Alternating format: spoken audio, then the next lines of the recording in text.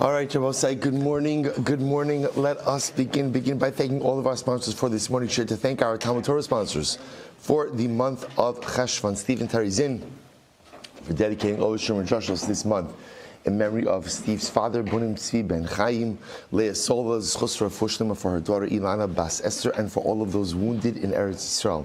Yonasan and Rachel Wolf for a complete and lasting refuah shlema for Rafal Yitzchak Baruch Ben Esther, Jerry and Sarah Wolaski in the Chusra Refuah Shlema for their grandson Zechariah Dov Ben Parol Shira, and Azriel and Iris Miller in the Chus of the Holy Soldiers of the IDF, and the merit of our brothers and sisters in Eretz Yisrael. And of course, we have dedicated Maseches Baba Kamma in memory and Le'ilui Nishmas Master Sergeant Elio Michal Charush, valiant police officer killed in the firefight by the police station in Sderot. We hope that in the merit of our Talmud Torah, his neshama will have an aliyah and his family a nechama.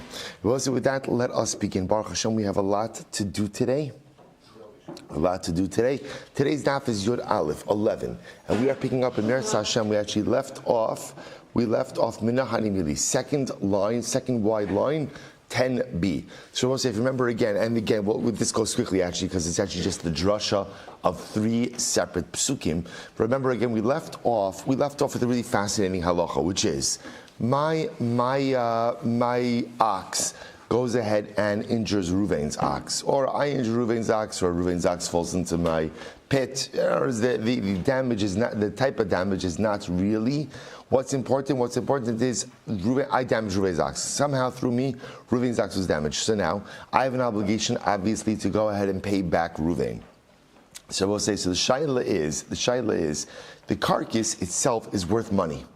So halacha l'maisa, so who, so to speak, gets the carcass? Who gets the carcass? In other words, is it the mazik? The mazik gets the carcass, he sells it off ultimately again, then pays back the nizak, or the nizak goes ahead and gets the carcass, the damaged party, and then the damager is obligated to pay back the difference between whatever value the carcass could bring in and the rest. So I will say, so what came out of yesterday's daf is that halacha l'maisa, it is the damaged party that goes ahead and deals with the carcass, retrieves whatever money they can from the carcass, and then the damager pays the difference. Interesting halacha. So the Gemara says, from where do we know that? Not immediately. So the Gemara says, Amr Rabbi Ami. So we're going to have now three different psukim. So Amr Rabbi Ami, the Amr Kra, Makin nefesh behema yishal mena.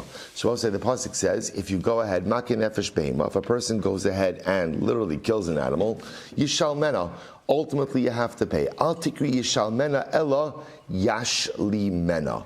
So don't read it ultimately simply as pay, but rather read it as complete, yashli mena. So complete whatever is owed. What does it mean complete? So in other words, the damaged party will take the carcass, sell off the carcass, retrieve whatever funds they can from that, and then ultimately again the damager is obligated to go ahead and then make the damaged party whole for the rest of the damages. Rav Kahana says from here, Im tarof itaref ivi'io eida trefa lo yishali. So Rabbi says this is actually interesting. So this is actually talking about a shomer. We're going to get more in depth in each of these psukim on Yud Aleph from Dalef on 11a. But here the pasuk says, if I'm a shomer and I'm watching an animal, right? And now let's say again a predatory animal comes and just kills the animal that I'm watching. So halacha l'maisa. The Gemara says that at the end of the day, a shomer is pater on own sin, on extenuating circumstances. So what I have to do, if I'm the shomer, I have to prove that there was an extenuating circumstance. So the Gemara says, Eid ad treifa yishalim, treifa atzmalo yishalim. So what do you see from here? That the damager has to pay up to the value of the treifa. It doesn't literally mean that. In other words, it means that he pays whatever damages he has to pay, but included in those damages ultimately is the value of the treifa itself. Chizkiah says from here, V'hameis yeh lo. So the pasuk says the dead animal will be his. For who is the his? Lenizak. to the damaged party. So the damaged party keeps the carcass, that's worth X, whatever it's worth, and then the damager is obligated to pay any additional amount above that in order to make the damaged party whole. Ultimately, again, the mace will belong to him. Lenizak, to the damaged party. You might have thought, how do you know sin is like maybe it's the mazik? So we say, is it not that way? What does that mean? My lo kach haya. Rabbi, listen to this. But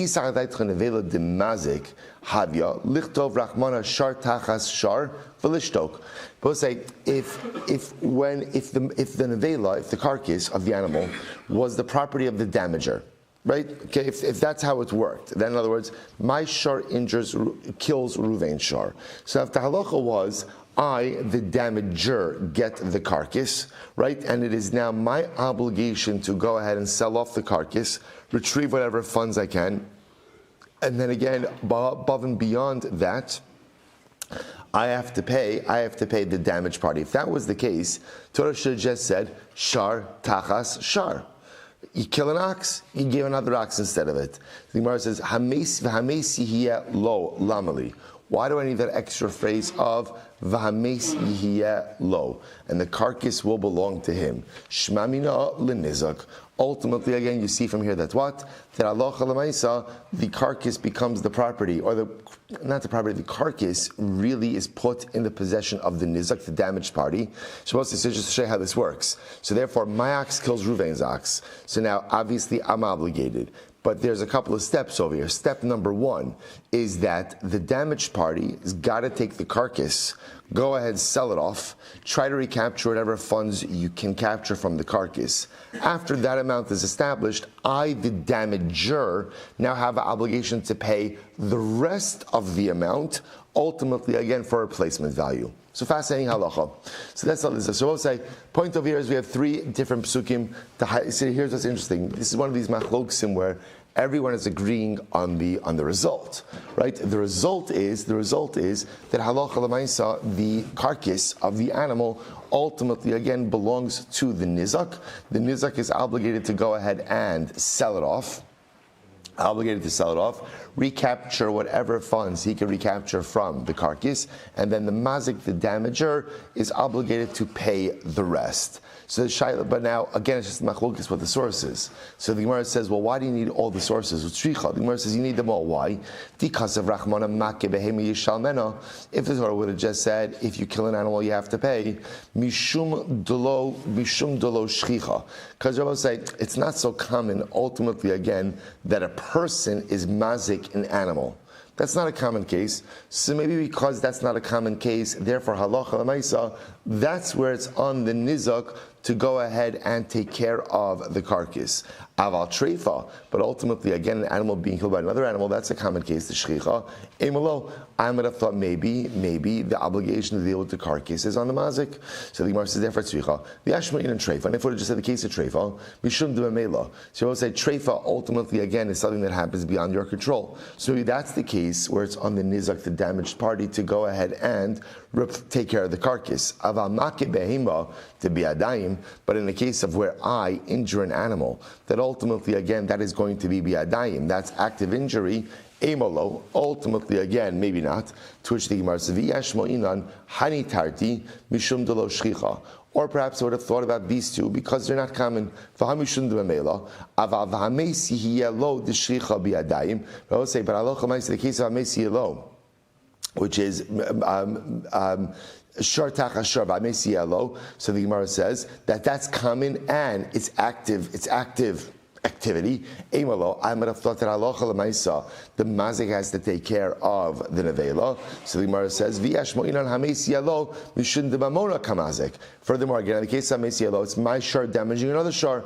Aval hacha debegufa mazik, but over here, where I'm damaging another shar, emalo, I might have thought that maybe it's on the mazik to take care of the nevela. Therefore, tzricha. So we'll say, so bottom line, each of the psukim mentioned has their own unique peculiarity or halachic nuance. And therefore, again, had you only stated one, perhaps I could have inferred some type of erroneous inference from the others or from the omission of the others. Therefore, again, now that we kind of have this conglomerate of psukim, one thing is clear, which is that halacha l'maisa, when my ox kills Reuven's ox, or I kill Reuven's ox, or I'm the shomer and something happens to Reuven's ox, and now again, whenever situation that I have an obligation to make Reuven whole, because his ox was killed, halacha l'maisa, it is on Reuven, the damaged party, to take care of the nevela, sell off the nevela. Once we identify the amount of funds, right, recaptured from the nevela, then I, the damager, have to pay the rest in order to make Reuven, the damaged party, whole. That's the halacha, Rabbosai. Now that we've established that, let's go weiter. So the Gemara says, now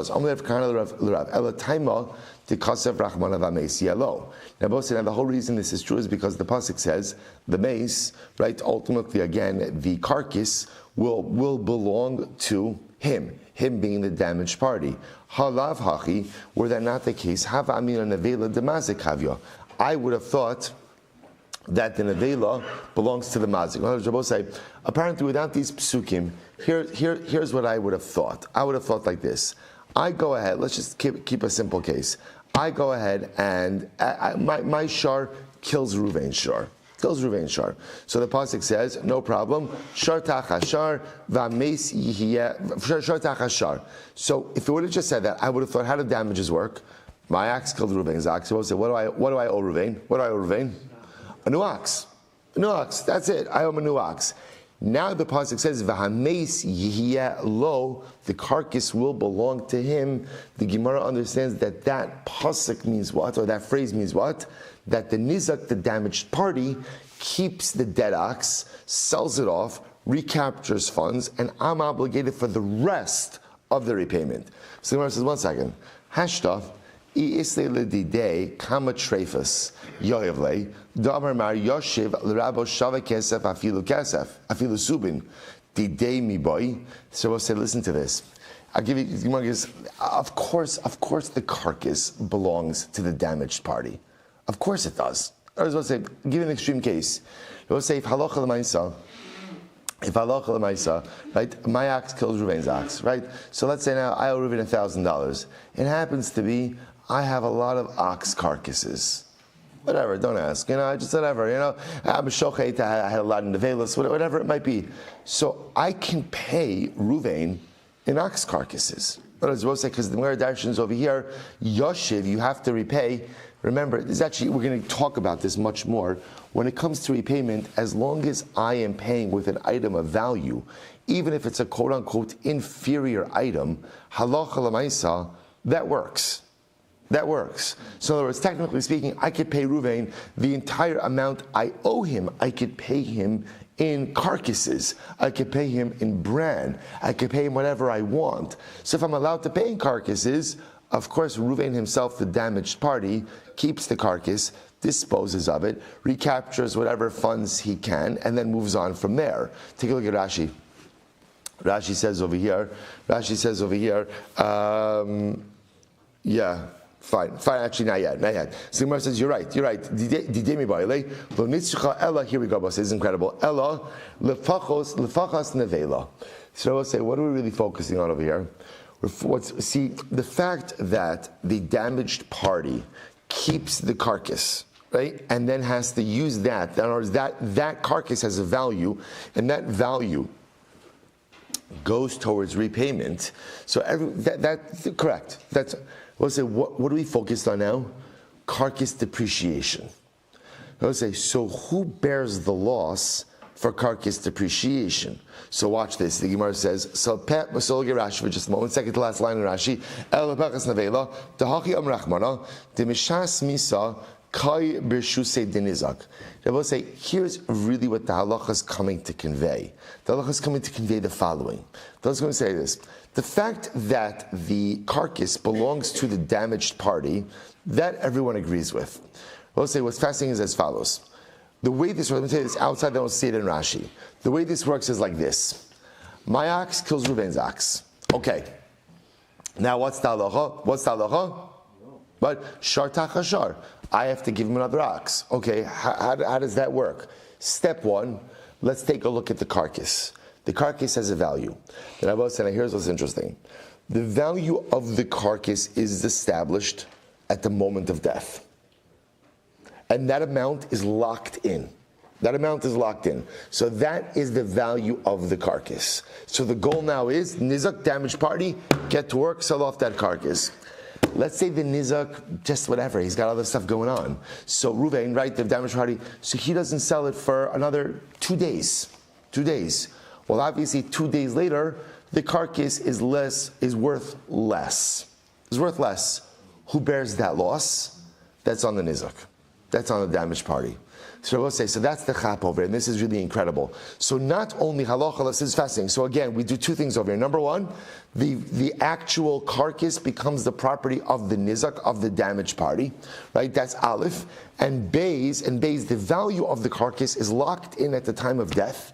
And again, any depreciation is borne by the nizak, by the damaged party. Incredible. So the Gemara says, so right, okay, so we just said Rashi. So Gemara says, Leima, actually just take a look. Ela Pechas Avela Rashi says, Dahachi Amar Rachmana, the Mishas Misa Kai B'Shusei Dinizak. At the time of death of the carcass, it is established in the Rishus of the Nizak. V'misriach upich sadamim. And therefore, if it decays, and therefore becomes, and has diminished value, Mishas Misa V'adshas Ha'amada B'din, Psida denizaku or mishalim mazik masha nezek yes heavy yeser aladam shaisan avela shab shas misa. So we'll say this is incredible. So there is a value locked in at the time of death, obviously as presupposing that the nevela was assessed, not appraised. So assuming it was appraised at the time of death, then halacha l'maaseh that amount is locked in. Any amount of depreciation from there ultimately is on the nizak. Incredible. It says the Gemara lema pachas nevela tanahi. Maybe this is a machlokes tana pachas nevela. To Sanya, listen to this. Im tarof yitraf yive'eoe. So we'll say, so the pasuk over here said this is talking about a shomer, right? Im tarof yitaref yive'eoe that treifa lo yishalim. So we'll say this is about a shomer. That Allah l'maisa again, it's a shomer sacha, right? A paid custodian. He's watching an animal, and the animal is killed by another animal. That's an ones. Shomer Sachar is a paid custodian, is pater on own sin. But he's got to bring a proof that it really wasn't ones. He's got to bring a proof to what exactly happened. So the Gemara says, so top of Yud Aleph, Yavi Eidim Shnitrafa Ba'ones Upater. His job is to go ahead and bring witnesses that the animal was killed in a way that was an extenuating circumstance, and he'll be pater. We'll say that's the way it works. Rashi says over here, Tab Rashi, the Shomer Sachar Pater Ba'onsin Kidichsiv Bey, Umeis Onishbar, Onishba in Roa, Shvuas Hashem Tia Bein Shneim. So we'll say, so that's Ta'alocha. That's Ta'alocha, right? You have a Shomer Sachar, so Ta'alocha is Shomer Sachar ultimately again brings a raya, brings proof that it was an extenuating circumstance, and he is Pater. Abba Shalom says, no. That's not what the pasuk is saying. The pasuk is saying something different. Yavi Iduda Lebezdin. Abba Shal says that I will say the halacha is that when the animal is killed, they have to bring the iduda. Rashi says iduda is the nevela. They have to go ahead and bring the carcass to Beis Din. Now, why are you bringing the carcass to Beis Din? I will say ultimately for assessment. First says, and bring the carcass to Beis Din immediately. Let Beis Din assess the value of the carcass. So the Gemara says, "My lab hakamifli." What are they arguing about? Demar savra pachas nevela denizakavi. So I will say, so maybe they're arguing about the following things, right? One opinion holds that halacha l'maisa, the diminution in the value of the nevela is on the nizak, is on the damaged party. Umar savra the mazik, and the other opinion says no, it's borne by the mazik, the damager. To which the Gemara says low. The Chuli Alma Dinizak. I will say everyone agrees that ultimately, again, diminution in the value of the nevela, depreciation of the nevela, is on the damaged party. So I will say there are two things now that the Gemara has established. Right? What are the two things? Number one, when my ox kills Ruvain's ox, right? The value of the nevela is counted towards repayment. In other words, I will say, it's important to understand, when my ox kills Ruvain's ox, Ruvain hasn't suffered a total loss. Right? He hasn't suffered a total loss. Right? He suffered some amount of loss, but that loss is offset by the value of the nevela. So everyone agrees that halacha l'maisa, the damaged party has the obligation to go ahead and sell off the nevela and recapture the funds. Now, Rabbi say there's something else over here that's happening, which is what? How are we establishing value? So the answer is value is established immediately at the time of death. Now, obviously, we need a Beis Din to assess the value, right? So obviously, again, what's going to happen over here is it's going to be on the nizak, the damaged party, to get that nevela to Beis Din, or to bring a Beis Din to the nevela, assess the value, and once that value is assessed at time of death, that value is locked in. That value is locked in. And therefore, I will say, from that point on, any amount of depreciation is borne by the nizak, the damaged party. So I, as the damager, know exactly what my obligation is, right? We'll say, what's my obligation? My obligation is the value of a new shore minus the locked-in value of the shore carcass. Right? Irrelevant of what happens to the value subsequently. In other words, we'll say at this point in time, so therefore, if Ruvain, the damaged party, takes his time in selling off the carcass and doesn't get around to it to another week and a half, that's his problem, it's not mine. My obligation is fixed. So as I started arguing about over here, this is incredible. So it's fascinating. B'torach nevela kamiflagi. We'll say, what are they arguing about? Who has to schlep the nevela? In other words, we'll say, remember again, B'pashtos, Beis Din is not coming out to the nevela. The nevela has got to make it to Beis Din. So we'll say, who has the obligation of transportation obligation over here, right? Who has the obligation to get the nevela ultimately to Beis Din? That's going to be the shaila over here. Upon whom does that obligation fall? So the Gemara says, Vatanya, Achirim Omrim Minayin Shal Bal Habar Lahalo Sharmi Boro. So what's that? But we learned that if let's say again, Ruvain's shar falls into my bar. Ruvain's shar falls into my pit and dies. So we'll say, how do we know that the obligation is upon the balabar, the owner of the pit, to hoist the nevela out of the pit? Tamulomar Kesef Yoshiv Leba'alav V'Hames. So we'll say, it's actually fascinating. It's a different way to read this pasuk. The Torah says, Balabar Yishan Kesef Yoshiv Leba'alav V'Hames. So the owner of the pit has to pay back the value of the shar to the owner of the shar, V'Hames. So it's putting a comma in a different place. It's saying V'Hames is attached to the phrase that says Yashiv. The same way that the owner of the pit has to return money to the owner of the shar, he also has to return the carcass. So the obligation to go ahead and get the carcass out of the pit is on the Bal Habar. We'll talk about that. Abai says to Rava. So Torah nevela hechidami. So when we talk about over here, the obligation to go ahead and transport the nevela. What's the case? Now watch this. So if we say, look, a carcass in the pit is worth 1 zuz, and a carcass out of the pit is worth 4 zuz. So obviously, again, who's going to go ahead and take the time and effort to hoist the nevela out? Ki tarach, b'dinafshe tarach. They both say it's on the nizak, right? Because remember, again, the nizak has the vested interest in ultimately, again, getting that out of there. So the Gemara says, Kitar Amarle, lo tzricha tebebira shav yazuza va'aguda nami shav yazuza. Both say the truth is, halacha l'maisa. At the end of the day, we could be talking about a carcass that is worth the same amount of money in the pit and out of the pit. The Gemara says, how could that be? Both say, could a carcass have the same value in the pit or out of the pit? In the ha'amri inshi kishura b'masa bezuzo kishura b'dara bezuza. Both say a beam in the city is worth a zuz, and a beam in the desert is worth a zuz. Both say, what does this mean? Sometimes you could sell an item for value, and if a person needs it enough, they don't care that they have to retrieve it from somewhere else. Right? So sometimes an item itself could have an inherent value, even though there is an element of retrieval that this purchaser is going to have to do. Okay. So we'll say, so bottom line, here's what we have. So halacha l'maisa, my ox damages Reuben's ox, or like I said, the manner of damage is really irrelevant. The point over here is whatever it is I damage, whether myself, my animal, my pit, Reuben's ox is dead. I have an obligation to go ahead and make Reuven whole. There are 2 parts to making Reuven whole. Number 1, Reuven has to go ahead and sell off the carcass. It's on the nizak. So Reuven has to sell off the carcass, recapture those funds. I owe him any additional amounts of money in order to go ahead and get him to the value of a new ox. But halacha l'maisa, that obligation to sell off the carcass is on Reuven. Not only that, the value of the carcass is established at the time of death. That's the value that's locked in, and now I, the damager, know exactly what my financial obligation is in terms of creating or in terms of restoring to Reuven a new ox.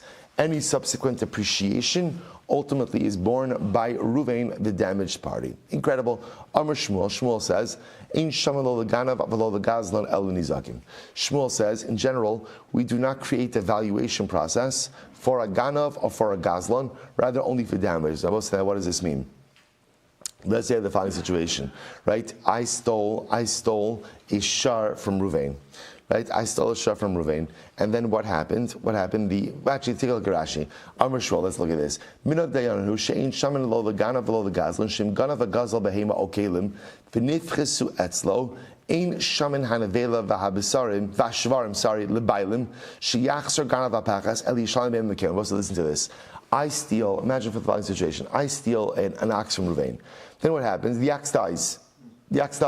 So now there isn't a vela. Right, there is a carcass. There's a carcass. So you might have thought like this: Beis Din should go ahead and valuate the carcass, right? And again, Reuven, the quote-unquote damaged party, he should get the carcass, sell off the carcass, and I, the ganav, should have to pay the rest. To which Shmuel says, no, we don't do that. If you steal, your obligation is just simply to furnish the victim with a brand new ox. We're not getting involved in valuations. We're not getting involved in carcasses. Again, you the ganav, you could sell off the carcass. You definitely take care of the carcass yourself. But Beis Din is not getting involved in that. If you stole something and then something happens to the object, if you steal something and the object is whole, just return the object. But if you stole something and the object is compromised, Beis Din is not getting involved in valuations. You are just obligated to furnish the victim with a new object. Incredible. Vani Omer, Shmuel says, Vani Omer, Af l'shoel, va'abba modali. I say this also applies to a shoel, and Abba is Rav, also agrees with me. So we'll say, the Gemara asks on our last statement, what is exactly Shmuel saying? Haki kamar, Af l'shoel, shaman va'abba modali. Is he saying that a shoel, a borrower, is treated like Nezikin, and therefore by a shoel we will evaluate we will take the time to evaluate the carcass, and Rav agrees with that. O dilma hari kamar vani omer af l'shoel ein shamin va'abba modli. Or is he saying no, that even for a borrower, it will say if somebody borrows an object and the object dies in his domain, we won't evaluate the carcass, and Allah Maisa, the borrower is obligated to make the principal whole with a brand new animal. And Rav agrees with that. So which one is he saying? Tashma, listen to this. Tahu Gavra, the Shal Narga Mechavre. There was a guy who borrowed an axe from his friend. Right? So Reuven borrowed an axe from Shimon. Tavra, the axe broke. So Asla Kamei Rav. So again, the borrower came before Rav. Amalei, Zil Shlimle Nagra Ma'alya. Go pay him back give him a new axe. Give him a new axe. So we'll say, what do you see from there? Shmamina in shaman. We'll say, what do you see from there? You see what happens over there, but there's a broken axe. We'll say broken axe has value also, but you see that the value of the broken axe is not even discussed over here. So you see from here that what? We don't evaluate the object outside of the case of damages. It's only in Nezikin. In every other case, if you have an object and it breaks or damages something else, you're obligated to just provide the owner with a brand new object. So that's what you see from here. Adrabah, I can say just the opposite. So afterwards, Rav Kana and Rav Asi said to Rav, Dina Hachi, is that really the halacha? B'shasek, and Rav was silent. Now, it's interesting how they interpret Rav's silence as disagreement.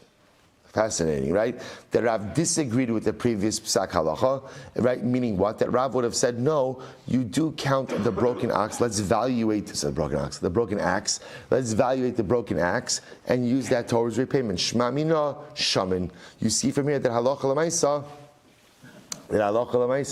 we would go ahead and evaluate the object in the case of a shoal as well.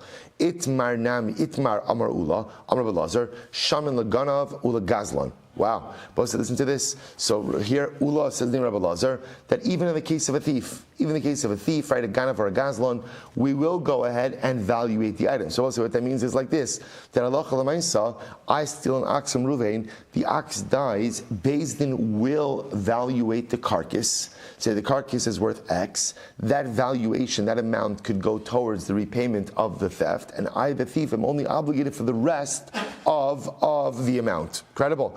Rav Papi Amar ain't shaman. Rav Papi says, no, we do not do that for a ganav. Gazlav hilchasa.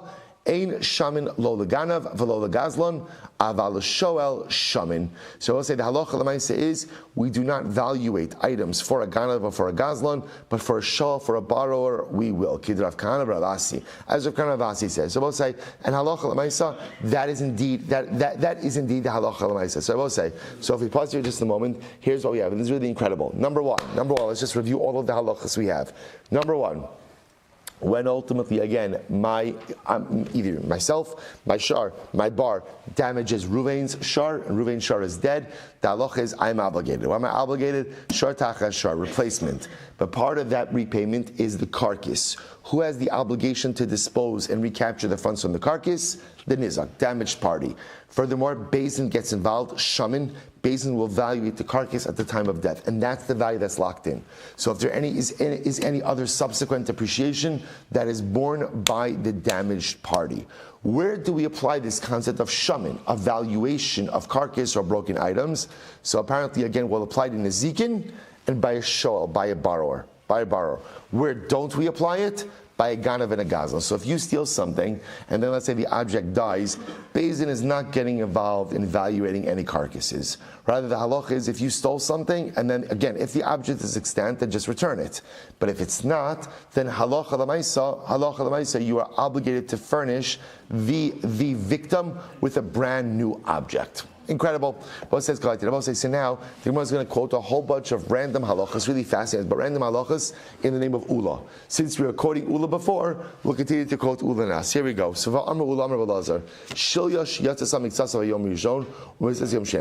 let's say this. A woman begins to give birth and a placenta emerges. Now, say there's a concept in halacha of ein shilya below vlad. Wherever there's a placenta, there's a baby.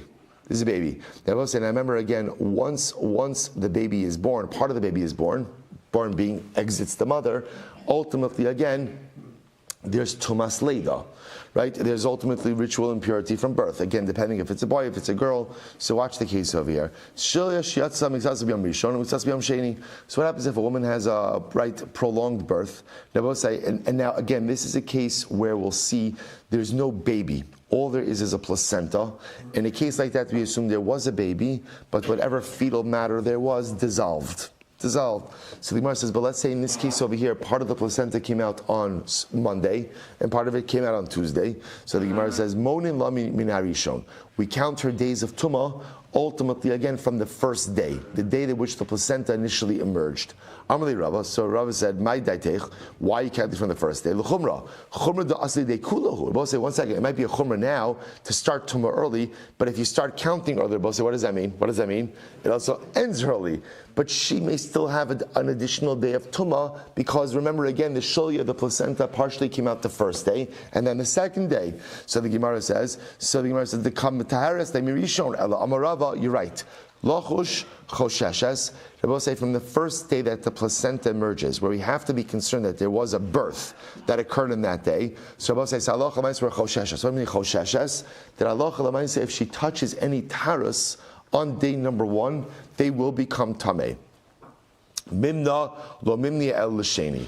But halacha l'maisa, we'll only go ahead and count the days of tumah from ultimately again the second day, the day in which the rest of the placenta emerged. Now, if you just take a quick look at Rashi shilya shiyatzasa, it's the second to last short line. The kaimalan hamapeles shalya shiyosheves ala yimei tumah b'mei tara shein shalya below vlad el shnima b'socha. So we'll say if a woman expels a placenta, so we'll say, right, she births a placenta, even though we can't find a baby in that placenta, the halacha assumes that there is a birth.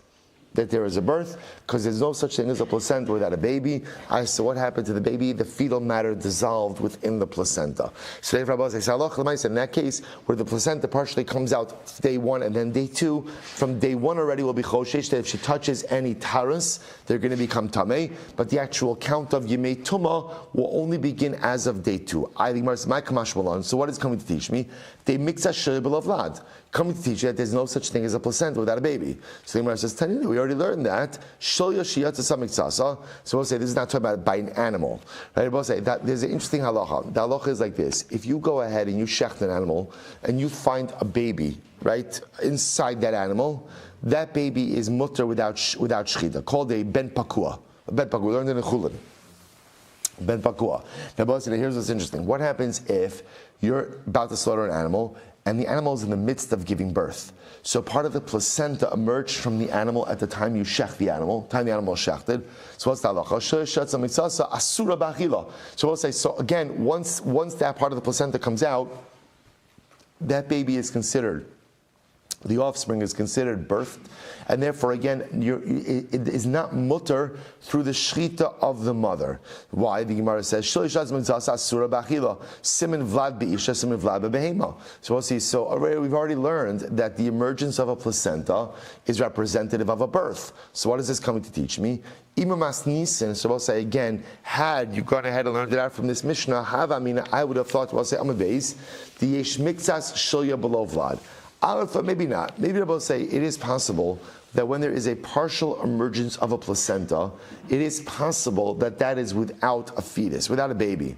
And maybe the only reason we prohibit a partial placenta is lest you come to confuse it with a complete placenta. So Kamma will say no, that the halacha always holds that wherever there is a placenta, there is always a baby along with that placenta. So therefore, halacha l'maisa in all of these cases. So in the case of the woman who partially delivers the placenta on day 1, day 2, already from day 1, any taras she touches will become tamei, but the actual count will be as day 2. For an animal, if an animal partially births a placenta at the time of shechita, the subsequent offspring that comes out of that animal will need its own independent shechita. Okay, like I said, absolutely nothing to do with our sugya. Just the only common denominator is that it's ula. We're just quoting a whole bunch of great halachas from ula. V'amr ula, another one. Both say 11b, second line down. V'amr ula, amr belazar, b'char shenishraf b'soch lamed yom. So what's an interesting case? This is talking about a child, a human child. A bechar. So we'll say, so remember again, there's a halacha, ultimately a pidyon haben. What happens if halacha l'maisa, the baby dies within 30 days? What's the halacha? Ein podin oso. Ultimately, there's no pidyon haben. No pidyon haben. Now it's interesting, Rashi points out over here that halacha l'maisa, obviously if the baby died on its own, there's no pidyon haben. What happens if the baby didn't die on its own? The baby was killed. So you might have thought that since this was a baby that was capable of surviving past 30 days, maybe even though now it's not alive, maybe there should be a pidyon haben, since technically speaking it was a life that was capable of going past 30 days. So the Gemara says, halacha l'maisa, no. If the child unfortunately did not live past 30 days, whether it died on its own or it was killed, halacha l'maisa, there is no pidyon haben. V'chin tani Rabbi bar Kamma, mitoch shenemar pado tifta, since the Torah uses a double option of pado tifta, which literally means redeem it. You might have thought yachal afilu nitraf b'soch lamed yom.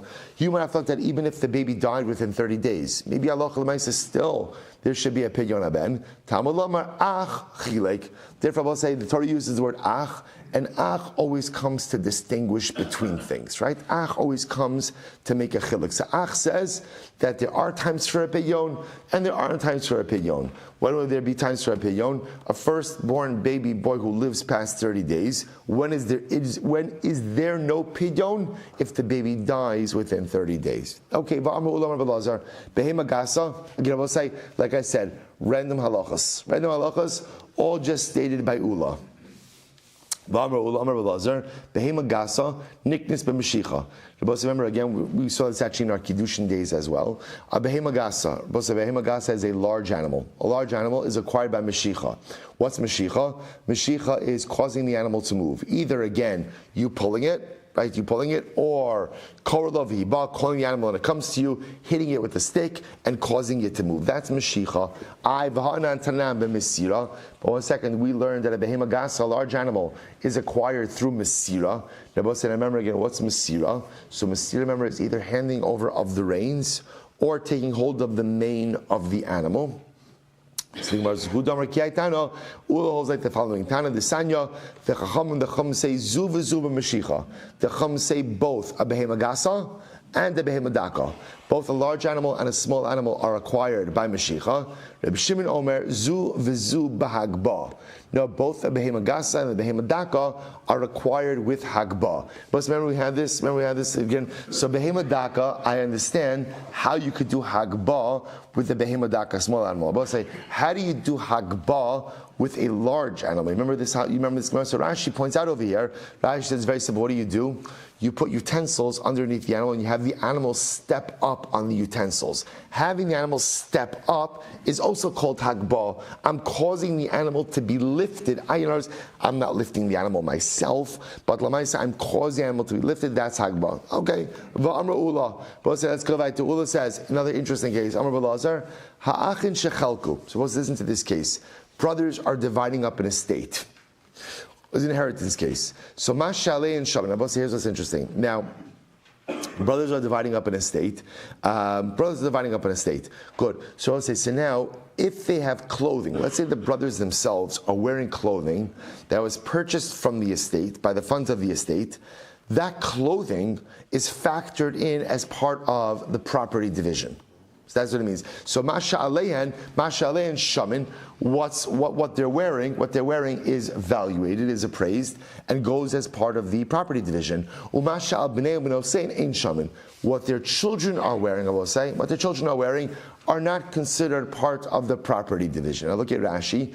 Rashi says, Masha al b'nei b'nosein ein shaman. Decheven dibanim ubanos lo asu lebeidina lo mevazina le'lemesi. So say, since it's not common for children to go to Beis Din, right? It would be embarrassing to pull the children into Beis Din, to start evaluating their clothing. So therefore, whatever the kids are wearing is not part of the property settlement. So it's an interesting halacha. So whatever the brothers themselves are wearing, that is part of the property settlement. Whatever the kids are wearing is not part of the property settlement. Amra Papa. So Pamim Af Mashalein Ein Shaman. Both say sometimes even what the brothers themselves are wearing is not part of the property settlement. Like for example, Mashkachas Law Begadol Achi. Both say the example is with the oldest brother. Both say whatever the older brother is wearing is not considered part of the property settlement. Why? So both say it's interesting. The older brother was kind of like the one who was in charge of things. So I will say, so because of that, and that might also mean that he might be negotiating with other vendors or sellers or things like that, it's in the best interest of the family that big brother look good. We want big brother to look good. Why? He's got to represent the family. He's got to enter into negotiations. So in general, the family is good if big brother is clothed through the estate, because again, it's in the best interest of the estate. So interestingly enough, that'll be a case of where the oldest brother's clothing is not factored in as part of estate settlement, since again having him well clothed is in the interest of the estate. Very interesting. Actually, so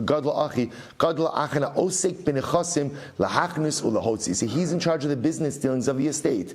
So because he's in charge of the business dealings, we want him to look good. So therefore, again, his wardrobe is a function of running the estate, and therefore, when there is an estate division, his wardrobe is not factored in as part of, is not counted as something that he received, so to speak, from the estate. Very interesting. Va'amrula. Well, it's also fascinating to see how there is no question that how we dress and how we present has an impact on how we are heard. Right? So if you look at the lashon over here, it's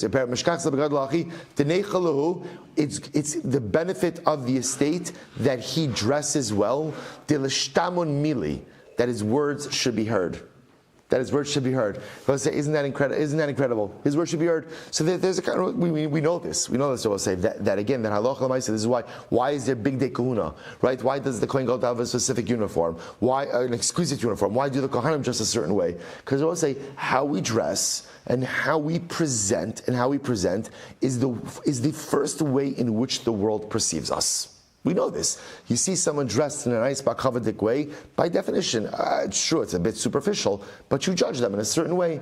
You see someone dressed like a shlump, right? And just, again, that you assume that's reflective of who and what they are. This is why there's an obligation to dress a certain way for davening, right? Because again, how we dress, how we come to daven, ultimately is reflective about how we feel about the experience. Same way again, you come to a meeting, how I dress is reflective of how I treat treat this particular endeavor. It's not just people think that clothing is just such a superficial. It's not true. How we present, or I will say, how we present speaks volumes about how we measure the importance of the particular initiative that we are engaging in. Incredible yisod.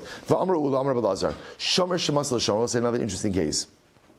Right? Listen, imagine the following situation. I give Ruvain something to watch. Right? So Ruvain is a shomer. I give him over something. He's watching my ox. Let's just keep it easy. He's watching my ox. And then what happens? Ruvain gives it over to Shimon.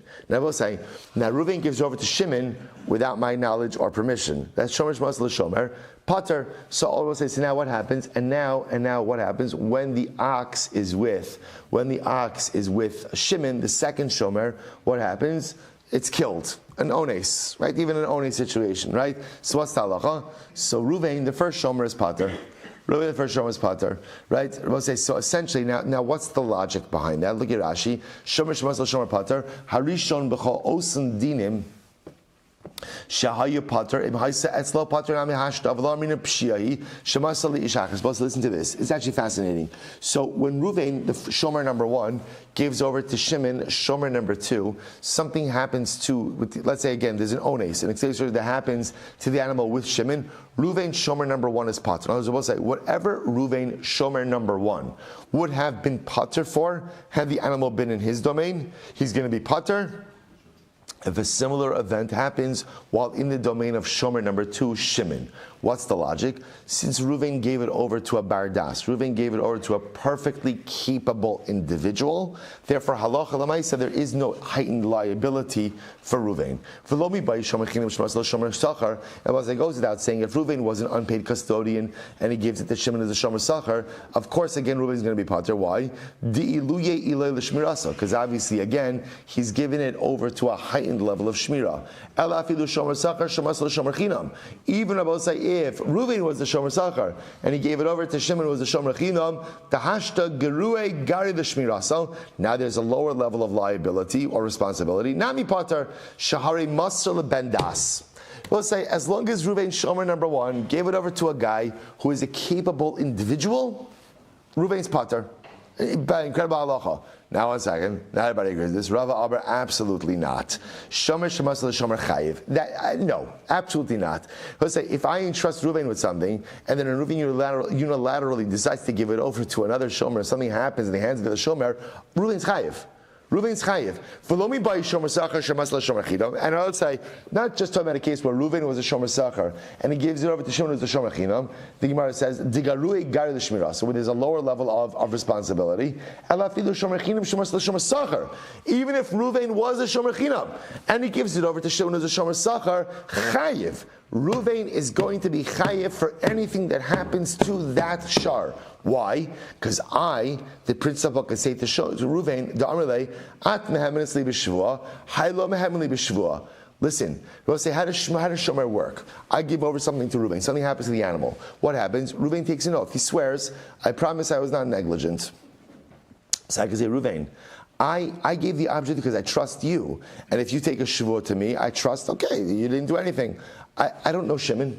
I don't trust Shimon. I don't hold of Shimon. I have nothing to do with Shimon. So who brought Shimon into this? And I will say, by the way, that's how we paskin. We pass like Rava, shomer shemas l'shomer chayiv. If you decide to assign your agency without the knowledge or consent of the principal, you, the first appointed shomer, bear full responsibility. One more halacha. V'amar ula, amar b'lazer hilchasa, kovim min ha'avadim. So we'll say a very interesting case here. So halacha l'maisa, if I go ahead and I owe someone money, right? So let's say I owe Ruvain $10,000, and now again I don't have cash to repay it. Ruvain could collect from my avadim. He could collect ultimately again from my evet kinani. Take my evet payment. This is true. I'm sorry, it's a question. Afilim Yasmi, is this true even from orphans? Right? Rashi says, Imes lova, v'naflu kame yasmi, mi amra belazar de bal chov gova bin avodim, kidim karkoi dami. So we'll say, so listen to this. So is this true even if, let's say, the creditor died? The borrower died. He left buying Yisomim, so can now the creditor come and collect the evet from the Yisomim? So Gemara says, lo, minei. No, it's not true only from the creditor himself. Minei, from the creditor himself, if you mean glima, dal kasve. They both say from the creditor himself you could collect anything. Right? From the creditor himself you could even collect the shirt off his back. In other words, everything is encumbered. Everything is encumbered. So what's the chiddush of saying that you can go ahead and collect an eved? Hacham askin, what's the case over here? Shaso apotiki. Let's say the case over here is where you made the evet an apotiki. We'll say what's an apotiki? Apotiki is where I borrow money from someone. I'm a creditor. I'm a debtor. Sorry. And now I say to the creditor, this is where you're going to collect from. I identify a specific source of collection. If I made my evet an apotiki, the specified source of repayment, umachro, and then I subsequently sold the evet, balchov gova hemenu. Ultimately, again, the creditor could go and collect that evet from the purchaser. I will say, we'll stop over here for today. We'll pick up at Meretz Hashem tomorrow with this Gemara. Again, incredible, interesting case about how to go ahead and use the evet. I will say, I just want to point out, if these cases seem random and unrelated, it is because they are random and unrelated. All come denominator amongst all of them is all statements of Ula. I will say, Shemendeshkayach.